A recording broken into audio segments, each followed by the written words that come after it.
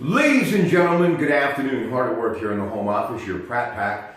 Your headlines for this first day in February 2018. Pennsylvania Senate President Pro Tem Joe Scarnati announced yesterday that he will not comply with a state Supreme Court order to redraw Pennsylvania's congressional lines. And his open defiance of a court order raises the serious possibility that he may be holding contempt for brazenly violating the law.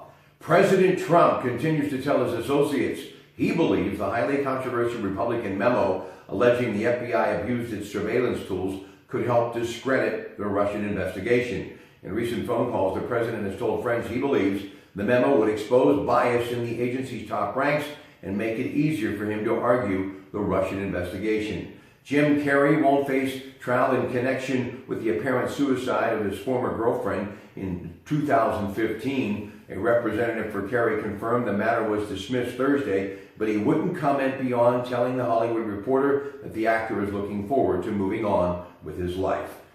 Also today, a report that Robert Wagner is now considered a person of interest in the drowning death of actress Natalie Wood more than 36 years ago.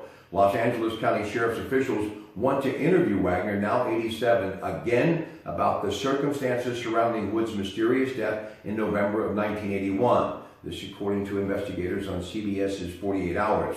The 43-year-old actress, you may remember, was on her family's yacht named Splendor off of the Catalina Island in California on Thanksgiving weekend with her husband, Wagner, and actor Christopher Walken, and Captain Dennis Davin, before she somehow ended up in the water. The death was ruled an accident, but her death certificate was amended in 2012 to change her cause of death from drowning to drowning and other undetermined factors.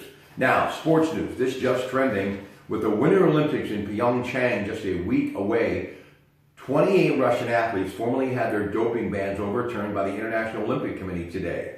The ruling from the Court of Arbitration for Sport, which cited insufficient evidence, means several Russian medals from the 2014 Sochi Games will also be reinstated. Now, according to Reuters, Russia will now ask the IOC to grant permission to participate in the Games with the athletes who had their bans overturned. But according to the AP, some of those athletes have already retired, so it's not now known how many will seek approval to compete in South Korea.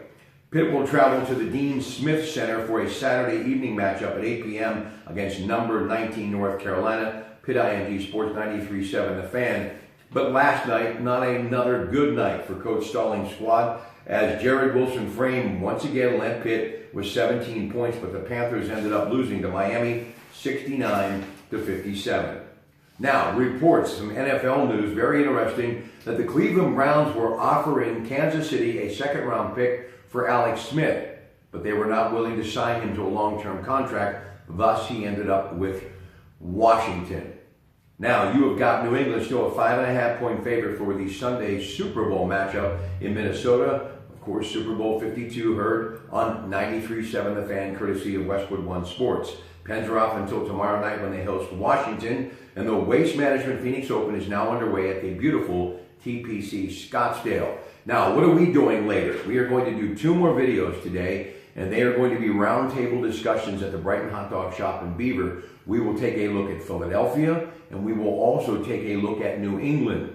And again, I'll be joined by Gino DeMarco, and also joining me our good friend Skip Kluka. So that's all coming up later today. And until then, enjoy this first day in February, and good afternoon from the home office and your Pratt Pack.